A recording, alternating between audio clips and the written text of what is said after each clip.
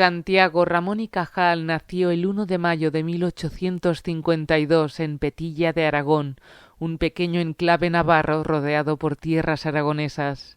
Hijo de un médico rural, su infancia estuvo marcada por un espíritu inquieto, rebelde y profundamente curioso. Desde muy joven mostró una pasión desbordante por el dibujo, disciplina que con el tiempo resultaría crucial para sus descubrimientos científicos. Sin embargo, su relación con los estudios no fue sencilla. Cajal era un alumno distraído, más interesado en explorar la naturaleza y desarrollar su talento artístico que en seguir la disciplina académica tradicional. Su padre, consciente de la importancia de la formación científica, insistió en que siguiera la carrera de medicina. A pesar de su resistencia inicial, Santiago terminó ingresando en la Facultad de Medicina de Zaragoza. Allí comenzó a despertar su fascinación por la anatomía y la observación minuciosa del cuerpo humano. Su habilidad para el dibujo, que en su juventud parecía una simple afición, pronto se convirtió en una poderosa herramienta científica, permitiéndole representar con extraordinaria precisión estructuras microscópicas que otros investigadores apenas podían distinguir. Tras licenciarse en medicina, Cajal ejerció como médico militar y fue destinado a Cuba durante la Guerra de Independencia. Aquella experiencia resultó dura y peligrosa. Contrajo enfermedades graves como la malaria y la disentería, lo que deterioró seriamente su salud. Sin embargo, su regreso a España marcó el inicio de la etapa más fértil de su vida científica. En aquella época el estudio del sistema nervioso era uno de los grandes misterios de la biología. Muchos científicos defendían la llamada teoría reticular, que sostenía que el cerebro estaba formado por una red continua sin células diferenciadas. Cajal, fascinado por el funcionamiento del sistema nervioso, decidió investigar por su cuenta, utilizando el microscopio y una técnica de tinción con sales de plata, desarrollado por el científico italiano Camillo Golgi. Con paciencia casi artesanal, Cajal perfeccionó esta técnica hasta lograr observar el tejido nervioso con una claridad nunca antes alcanzada. Gracias a ello realizó un descubrimiento revolucionario. El sistema nervioso no era una red continua, sino que estaba compuesto por células individuales que se comunicaban entre sí. Estas células serían conocidas como neuronas. Este hallazgo dio origen a la llamada doctrina de la neurona, uno de los pilares fundamentales de la neurociencia moderna. Cajal demostró que las neuronas son unidades independientes que transmiten información mediante conexiones especializadas. Sus observaciones no solo cambiaron la comprensión del cerebro, sino que sentaron las bases para el estudio científico de los procesos como el aprendizaje, la memoria y el pensamiento.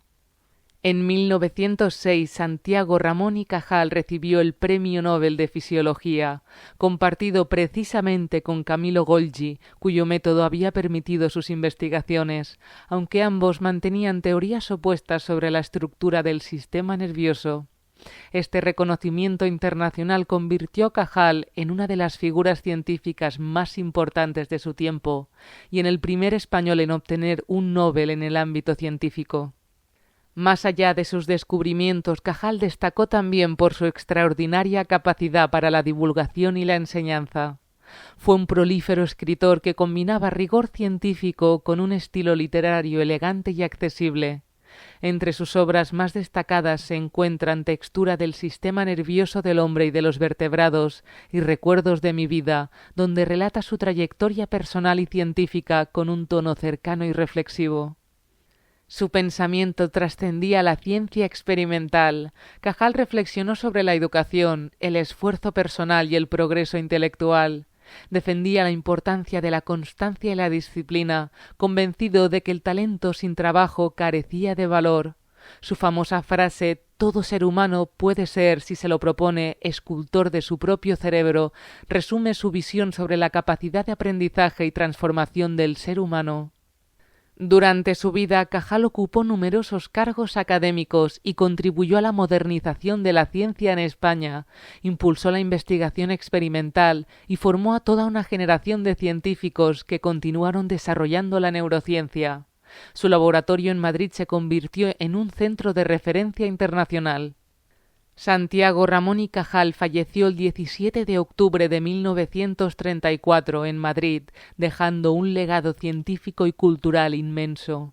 Sus detallados dibujos neuronales siguen considerándose auténticas obras de arte científico, admiradas tanto por su precisión como por su belleza estética. Hoy en día sus aportaciones continúan influyendo en disciplinas como la neurología, la psicología, la inteligencia artificial y la medicina moderna. La figura de Ramón y Cajal representa la unión entre arte y ciencia, entre curiosidad y perseverancia.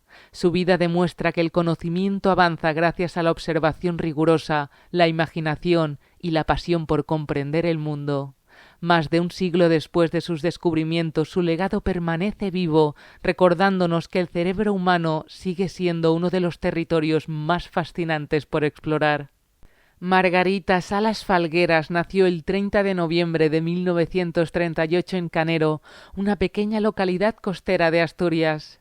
Creció en un entorno familiar que valoraba profundamente la educación y el conocimiento.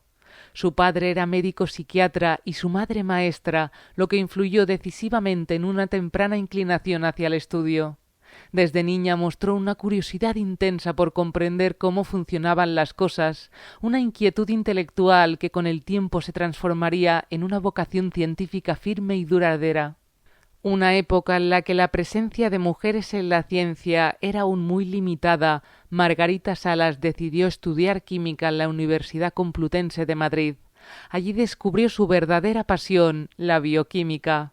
Fascinada por los procesos moleculares que sostienen la vida, comprendió que su futuro estaba en el laboratorio.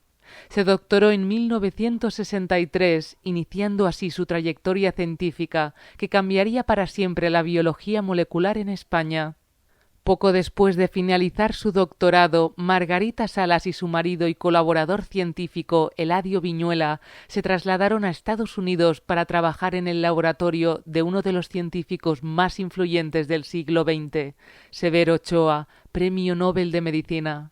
Aquellos años en el extranjero fueron decisivos. En contacto con la investigación de vanguardia, Salas adquirió una rigurosa formación experimental y una visión moderna de la ciencia basada en la creatividad, el esfuerzo constante y el pensamiento crítico.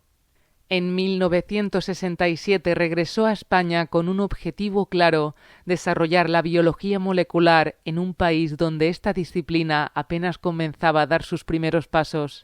El reto era enorme, faltaban recursos, infraestructuras y tradición investigadora, pero no faltaba ni la determinación ni el talento. Margarita Salas se convirtió en una de las grandes impulsoras de la ciencia moderna española, construyendo desde cero un grupo de investigación sólido y reconocido internacionalmente. Su trabajo se centró en el estudio del bacteriófago PHI-29, un virus que infecta bacterias. Aunque a primera vista podía parecer un organismo simple y poco relevante, Salas supo ver en él un modelo extraordinario para comprender los mecanismos fundamentales de la replicación del ADN.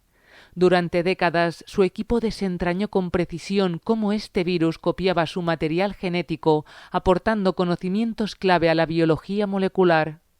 El descubrimiento más importante de Margarita Salas fue la identificación y caracterización de la ADN polimerasa del fago PHI-29, una enzima con propiedades excepcionales. Esta molécula es capaz de copiar ADN con una fidelidad y eficiencia extraordinarias, incluso a partir de cantidades mínimas de material genético. Gracias a estas características, la enzima se convirtió en una herramienta revolucionaria para la biotecnología y la genética molecular. Las aplicaciones prácticas de este descubrimiento han sido enormes. La ADN polimerasa de PHI-29 se utiliza hoy en día en ámbitos tan diversos como la medicina forense, el diagnóstico genético, la investigación biomédica y el análisis de ADN antiguo. Su impacto ha sido tal que se considera una de las patentes científicas más rentables del Consejo Superior de Investigaciones Científicas, contribuyendo de forma decisiva a la transferencia del conocimiento desde el laboratorio a la sociedad. A lo largo de su carrera, Margarita Salas publicó más de 300 artículos científicos y recibió numerosos premios y reconocimientos tanto nacionales como internacionales. Entre ellos destacan el Premio L'Oréal UNESCO para Mujeres en la Ciencia, el Premio Nacional de Investigación y su ingreso en la Real Academia Española, un hecho excepcional que simbolizó el reconocimiento de la ciencia como parte fundamental de la cultura. Más allá de sus logros científicos, Margarita Salas fue una defensora incansable del papel de la mujer en la ciencia. Consciente de las dificultades que ella misma había tenido que superar, trabajó activamente para visibilizar el talento femenino y fomentar vocaciones científicas entre las jóvenes. Siempre insistía en que la ciencia no entiende de géneros, sino de pasión, esfuerzo y rigor.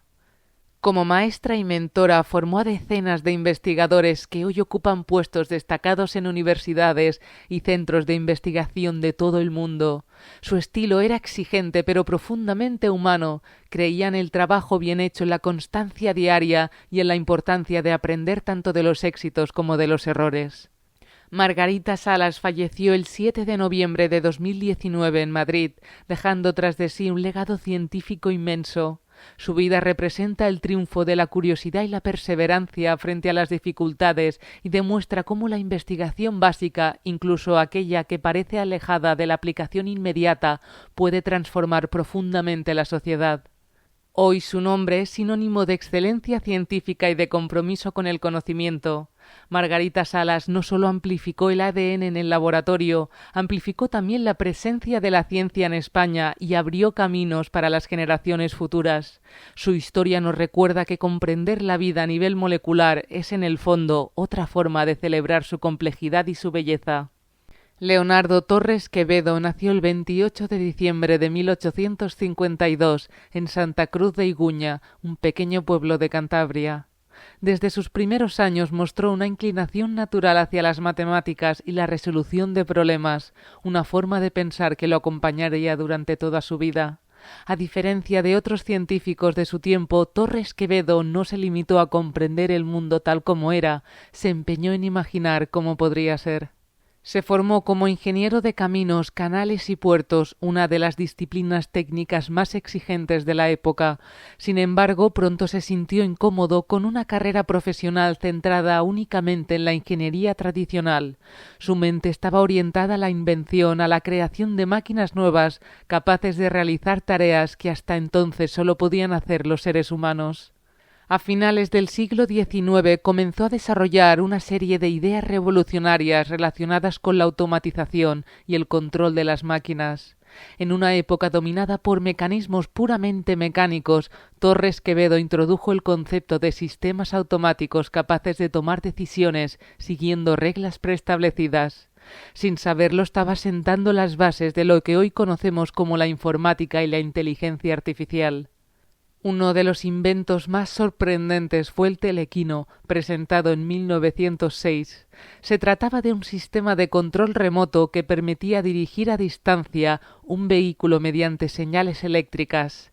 En una demostración pública, Torres Quevedo logró controlar un barco sin tripulación desde la orilla del puerto de Bilbao.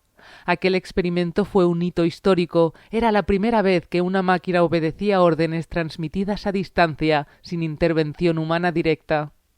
Pero su genio no se detuvo ahí. Fascinado por el pensamiento lógico, diseñó máquinas capaces de ejecutar operaciones matemáticas y de resolver problemas complejos. Entre ellas destacan sus máquinas algébricas, dispositivos electromecánicos que podían realizar cálculos de forma automática. Estas creaciones anticiparon el funcionamiento de los ordenadores mucho antes de que la tecnología electrónica lo hiciera posible. Especialmente llamativo fue su ajedrecista automático, una máquina capaz de jugar finales de ajedrez de manera autónoma. El dispositivo no solo movía las piezas, sino que aplicaba una lógica de juego programada, detectando errores del oponente y ejecutando jugadas correctas hasta alcanzar el jaque mate. Por primera vez una máquina demostraba que podía pensar siguiendo reglas lógicas, un concepto que hoy resulta fundamental en la inteligencia artificial. Además de su faceta como inventor, Torres Quevedo realizó importantes aportaciones a la ingeniería práctica. Diseñó transbordadores aéreos de gran seguridad, como el famoso transbordador del Niágara, que aún hoy sigue en funcionamiento.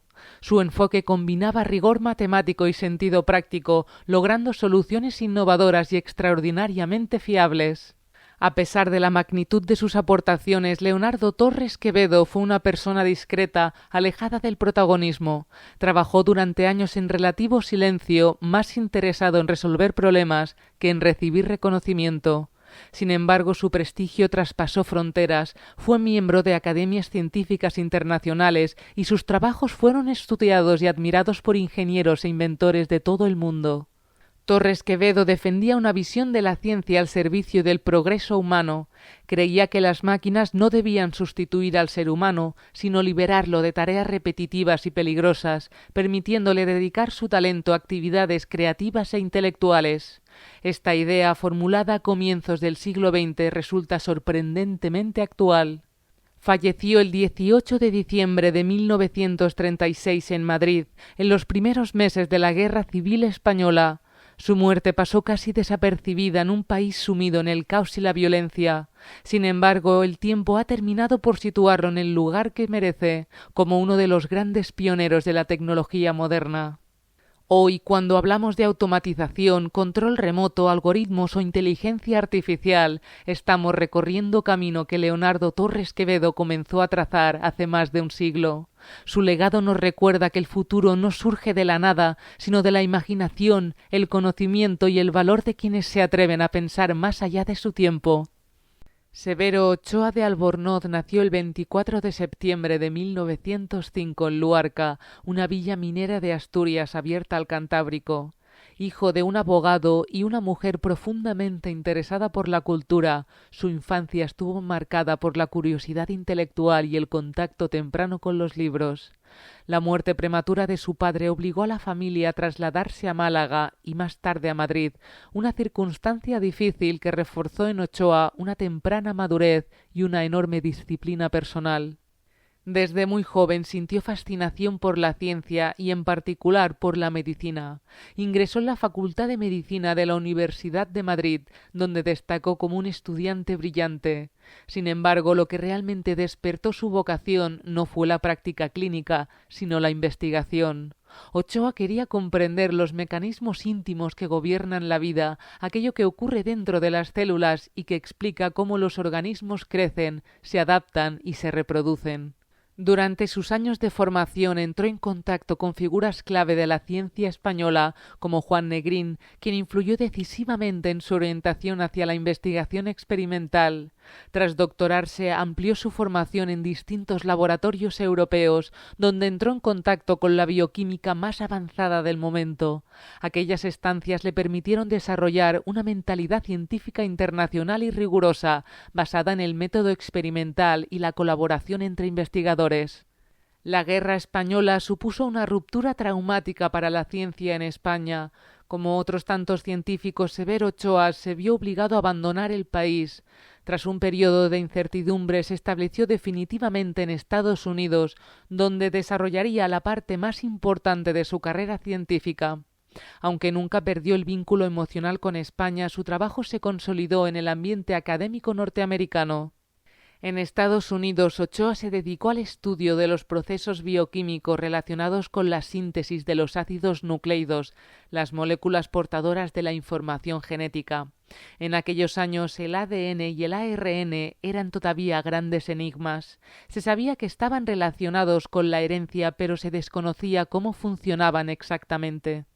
El gran avance de Severo Ochoa llegó con el descubrimiento de una enzima clave, la polinucleótido fosforilasa, capaz de sintetizar ARN en el laboratorio. Este hallazgo permitió por primera vez estudiar de forma controlada cómo se construyen las cadenas de ARN, abriendo el camino para descifrar el código genético.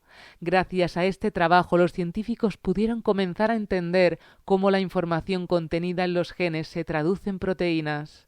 En 1959, Severo Ochoa recibió el Premio Nobel de Fisiología, compartido con el bioquímico Arthur Korberg.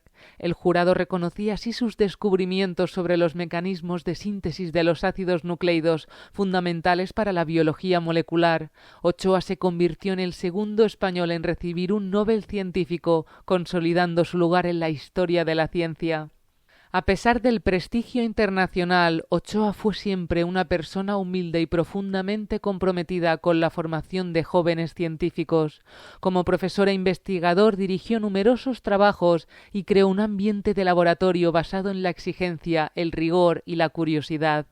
Creía firmemente que la ciencia debía transmitirse no solo como conocimiento, sino como una forma de pensar. En sus reflexiones personales, Severo Ochoa defendía la importancia de la investigación básica, aquella que no busca una aplicación inmediata, pero que resulta esencial para el progreso a largo plazo. Estaba convencido de que muchos de los grandes avances médicos y tecnológicos nacen de preguntas aparentemente abstractas sobre el funcionamiento de la naturaleza. Con el paso de los años, Ochoa mantuvo una relación cada vez más estrecha con España, colaborando con instituciones científicas y apoyando el desarrollo de la investigación en su país natal. Fue una figura de referencia moral e intelectual para varias generaciones de científicos españoles que veían en él un ejemplo de excelencia y perseverancia. Severo Ochoa falleció el 1 de noviembre de 1993 en Madrid, cerrando una vida dedicada por completo al conocimiento. Su legado va mucho más allá de sus descubrimientos concretos, representa el valor de la ciencia como empresa colectiva, internacional y profundamente humana. Hoy, cuando hablamos de genética, biotecnología o medicina nuclear, seguimos utilizando herramientas conceptuales que nacieron en aquellos primeros estudios sobre el ADN y el ARN. Severo Ochoa ayudó a descifrar el lenguaje de la vida letra a letra, demostrando que comprender lo invisible es una de las mayores aventuras intelectuales del ser humano.